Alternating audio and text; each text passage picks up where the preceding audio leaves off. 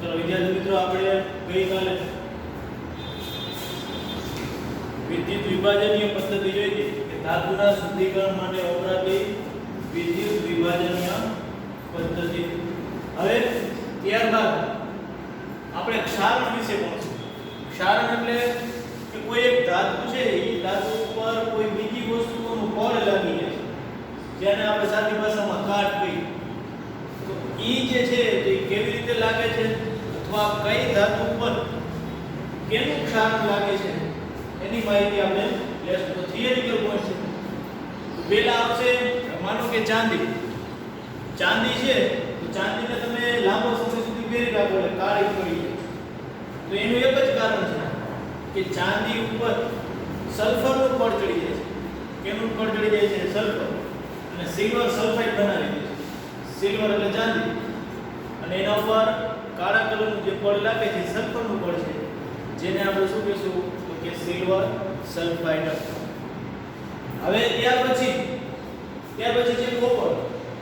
આ કોપરને તમે ભેજયુક્ત હવામાં ખુલ્લું રાખો, કોપર લઈ આવવાનું, થોડાક સમય સુધી એમના હવામાં ખુલ્લું રહેશે તો એના ઉપર લીલા કલરનું આવરણ ચડી જાય. ધીરે ધીરે તે કથાએ ઘુમાવી અને તેના ઉપર લીલા કલરનું પડ લાગી જાય છે. તો એ લીલા કલરનું પડ છે એ શું છે તો કે કાર્બોનેટ. કોપર કાર્બોનેટ બની હશે, CO3. કોપર ઉપર જે લીલા કલરનું પડ ચડે છે એ છે કાર્બોનેટનું પડ, CO3. અને પછી કોપર છે એની ઉપર કાર્બોનેટ ચડી ગયો એટલે શું બની જાય? Copper carbonate. ત્યાર પછી લોખંડનો કાટ તમે બધા જોઈ હશે. તો લોખંડનો છે, લોખંડ જ્યારે લઈ આવો થોડું ચમકતું હોય, અમુક ટાઈમ લાગે અને એના ઉપર કથ્થાઈ કલરનું પડ ચડી જાય છે, જે આને આપણે કાટ કહીએ છીએ. એ કાટનું રાસાયણિક સૂત્ર તો એમાં લખો. તો પહેલા સિલ્વર છે, સિલ્વર કેવા કલરનું થઈ જાય છે તો કે કાળા કલરનું થઈ જાય છે. સિલ્વરનું ક્ષારણ કેવા કલરનું હોય છે કે કાળા રંગનું હોય. સિલ્વરનું ક્ષારણ કાળા રંગનું હોય છે, યાદ રાખજો. અને એ શું છે? Silver sulphide. અને તે પણ શું હોય છે? સિલ્વર સલ્ફાઇડ, જેને શું કહેશું? Ag2S. યાદ રાખજો, સિલ્વર એટલે ચાંદી ઉપર જે પડ લાગે છે એ છે સિલ્વર સલ્ફાઇડ, Ag2S. ત્યાર પછી આવશે કોપર. આ ચાંદીની વાત થઈ. હવે આવશે તો કે કોપર. તો કોપરનું ક્ષારણ, તો કોપરનું ક્ષારણ કેવા રંગનું હોય છે? તો કોપરનું ક્ષારણ લીલા રંગનું હોય છે. કેવા રંગનું હોય છે? લીલા રંગનું. તે પણ કયા નામનું થાય છે તો કે કોપર કાર્બોનેટ. કોપર કાર્બોનેટ, જેને શું કહેશું? CuCO3. સૂત્ર બધાને યાદ રાખજો. તમને પૂછાય કે કોપર પર જે કાટ લાગે છે ત્યાર પછી સૂત્ર શું થશે તો કે કોપર કાર્બોનેટ, ચાંદી પર Ag2S. ત્યાર પછી શું આવશે તો કે ફેરસ. લોખંડ ઉપર કેવા કલર લાગે છે? લોખંડનું ક્ષારણ કેવા રંગનું હોય છે? કથ્થાઈ કલર.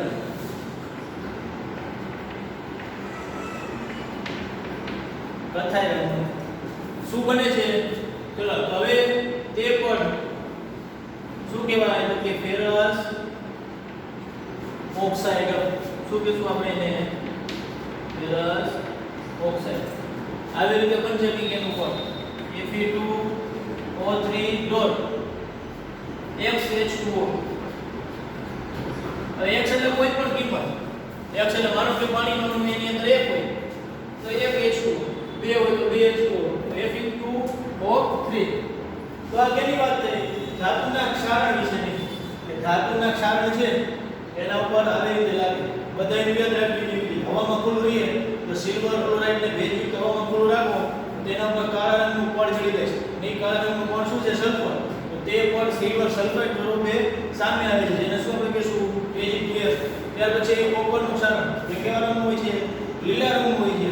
તેનું પડ કોપર કાર્બોનેટ એટલે CuCO3. કોપર છે એની પર કાર્બોનેટ જામી જશે, એ લીલા રંગમાં થઈ જશે. ત્યાર પછી ફેરસનું ક્ષારણ કેવા રંગનું થાય છે? કથ્થાઈ રંગનું થઈ જાય છે. તે પણ ફેરસ ઓક્સાઇડ એટલે Fe2O3.X2O. ચલો ત્યાર પછી આપણે આના ક્ષારણ રોકવાના ઉપાયો જોશું. ચલો હવે ધાતુના ક્ષારણ અટકાવવા માટેના ઉપાયો જોઈએ. આપણે ધાતુનું ક્ષારણ આગળ જોયું કે કઈ રીતે કાટ લાગે.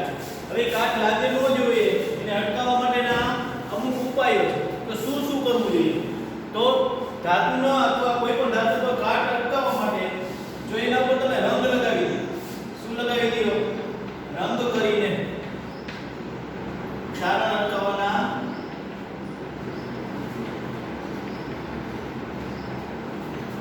ઉપાયો શું કરશો? એક તો રંગ કરી. માનો કે લોખંડ છે એના પર તમે રંગ કરી દો એટલે એનું ક્ષારણ અમુક ટાઈમ સુધી અટકી જશે. ક્યાં સુધી? કે જ્યાં સુધી રંગ ન ઉકળી જાય. કારણ કે રંગ લાગી જશે એટલે જે ધાતુ છે એ હવાની સપાટી પર આવશે નહીં. એને કોણ રોકી રાખશે? તો કે તમે જે રંગ લગાવ્યો છે. ત્યાર પછી બીજી વસ્તુ શું છે? તો કે તેલ લગાવ્યું. શું લગાવીને? તેલ લગાવીને પણ ધાતુનું ક્ષારણ અટકાવી શકાય છે. ત્યાર પછી મોટા ઉદ્યોગ હોય એમાં ગ્રીઝ લગાવીને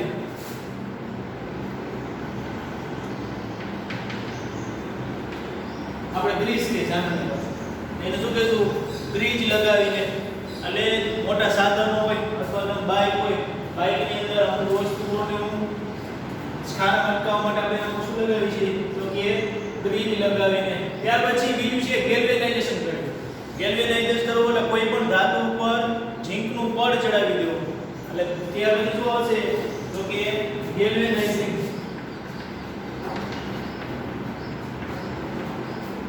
ગેલ્વેનાઇઝિંગ કરીને પણ ધાતુનું ક્ષારણ રોકી શકાય છે. ત્યાર પછી તો કે ક્રોમ પ્લેટિંગ કરી. આ ક્રોમ પ્લેટિંગ એટલે શું થાય? કે કોઈ પણ ધાતુ છે એના ઉપર ક્રોમિયમનું પડ ચડાવી દેવાનું. કેનું પડ? ક્રોમિયમ Cr, જેનેથી કોઈ પણ ધાતુનું ક્ષારણ અટકી શકશે. દાખલા તરીકે મારી પાસે લોખંડ છે, લોખંડનું કટાવ ચાલુ થઈ ગયું છે, એના અમે રક્ષણ માટે જોઈએ તો એના ઉપર હું ઝીંકનું પડ ચડાવી દઉં તો એ શું થઈ ગયું? કે લોખંડનું મેં શું કર્યું? ગેલ્વેનાઇઝેશન. ઝીંકનું પડ ચડાવો એટલે ગેલ્વેનાઇઝેશન, ક્રોમિયમનું ચડાવો એટલે ક્રોમ પ્લેટિંગ. પડ ચડાવી દીધા બાદ માનો કે અમુક ટાઈમ પછી ઝીંકનું પડ જે ગેલ્વેનાઇઝેશન તૂટી જશે તો પણ તે ધાતુને કાટ લાગતો નથી. ગેલ્વેનાઇઝેશન કરેલી ધાતુને કાટ લાગતો નથી. ચલો હવે ત્યાર પછી તો આના પછીનો પોઈન્ટ છે ક્ષારણ છે તેને અટકાવવા માટે અમુક મિશ્ર ધાતુ બનાવવામાં આવે છે. શું બનાવવામાં આવે છે? મિશ્ર ધાતુ. થિયરિકલ પોઈન્ટ છે, હું તમને કહું, તમારે ખાલી સાંભળવાનું છે. અહીં કે લખતો નથી, જે વસ્તુ લખવાનું થશે એ લખીશ. ક્ષારણ છે મિશ્ર ધાતુ બનાવતા તમે કોઈ પણ એમાં ઈચ્છિત ગુણધર્મ ઉમેરી શકો. માનો કે મિશ્ર ધાતુ કહેવાય કોને? કે બે અથવા બે થી વધુ ધાતુ અથવા અધાતુને મિશ્ર કરી જો કોઈ વસ્તુ બનાવવામાં આવે તો એને આપણે મિશ્ર ધાતુ કહીશું. સમાન મિશ્રણ એટલે સરખું મિશ્રણ. કોઈ પણ વસ્તુ ઉમેરો એના ટકાવારીના પ્રમાણ પ્રમાણે ઉમેરવાનું થાય. એવું નહીં કે જેમાં ઉમેરી દો. હવે મિશ્ર ધાતુ બનાવીને તમે એની અંદર ઈચ્છિત ગુણધર્મ ઉમેરી શકો. તમને જે મજા આવે, તમને એવું લાગવું જોઈએ કે હાલો મારી પાસે લોખંડ છે ને કાટ ન લાગવું જોઈએ મારે, તો એનું તમે સ્ટેનલેસ સ્ટીલ બનાવી નાખો. તો એ કઈ રીતે બને? તો એને મિશ્ર ધાતુ કહેવાય. આગળ આવશે. હવે ક્રોમિયમ ને નિકલ તમે ઉમેરો એટલે બને સ્ટેનલેસ સ્ટીલ. લોખંડની અંદર શું ઉમેરો? ક્રોમિયમ અને નિકલ Cr અને Ni. આ બે વસ્તુ ઉમેરો એટલે સ્ટેનલેસ સ્ટીલ બને, જેને કદાપી કાટ લાગતો નથી. તો તમારે ઈચ્છિત ગુણધર્મ તમને એવું લાગ્યું કે મારી પાસે જે ધાતુ છે એના પર કોઈથી કાટ ન લાગવું જોઈએ, તો એ ઈચ્છિત ગુણધર્મ બનાવવા માટે તમે શું બનાવશો? તો કે મિશ્ર ધાતુ બનાવી શકો. ત્યાર પછી દાખલા તરીકે લોખંડ છે એ સૌથી વધુ પ્રમાણમાં ઉપયોગમાં લેવાતી ધાતુ છે.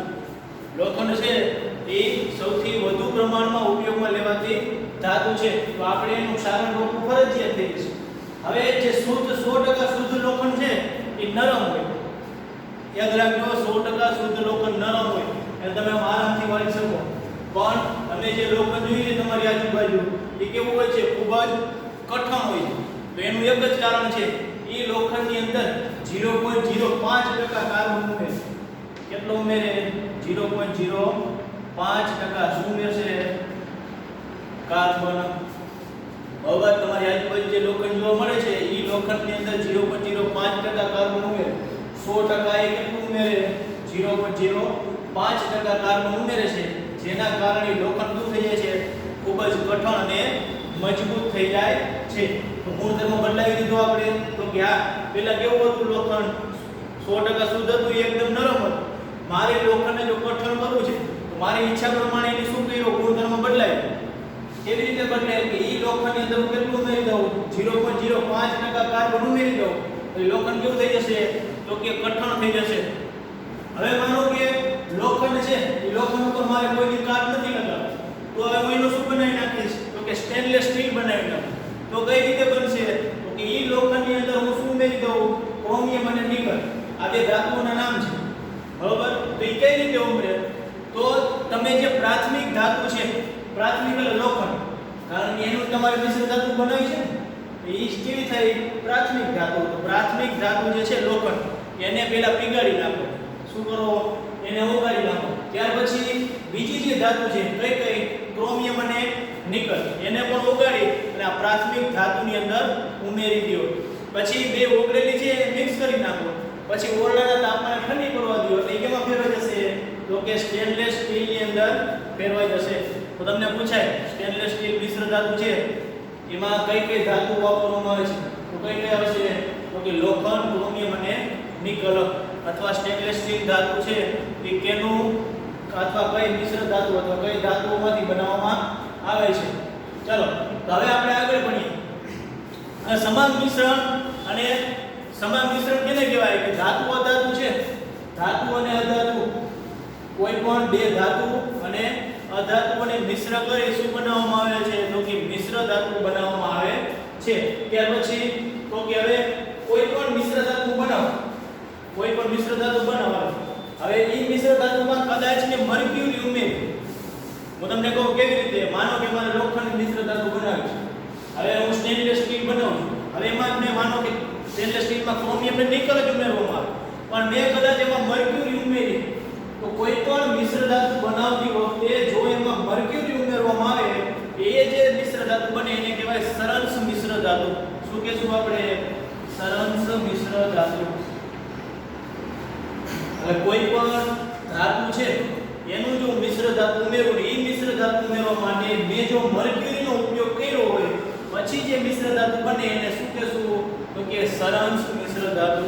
ત્યાર પછી અમુક મિશ્ર ધાતુઓ છે જેમના નામ આપેલા છે. દાખલા તરીકે પિત્તળ છે એ તાંબુઓને કેમાંથી બને છે? ઝીંકમાં. પિત્તળ કેમાંથી બને છે? પિત્તળની મિશ્ર ધાતુ કઈ કઈ આવે? તો કે તાંબુ અને ઝીંક. તમને પૂછાય કે પિત્તળ કેની મિશ્ર ધાતુ છે? તો કઈ કઈ બે વસ્તુ ઉમેરવામાં આવે? એમાં તાંબુ અને ઝીંક ઉમેરવામાં આવે છે. ત્યાર પછી તો કે બ્રોન્ઝ. બ્રોન્ઝ કેમાંથી ઉમેરવામાં આવે? બ્રોન્ઝ છે કેની મિશ્ર ધાતુ છે? તો કે ટીન અને તાંબુ.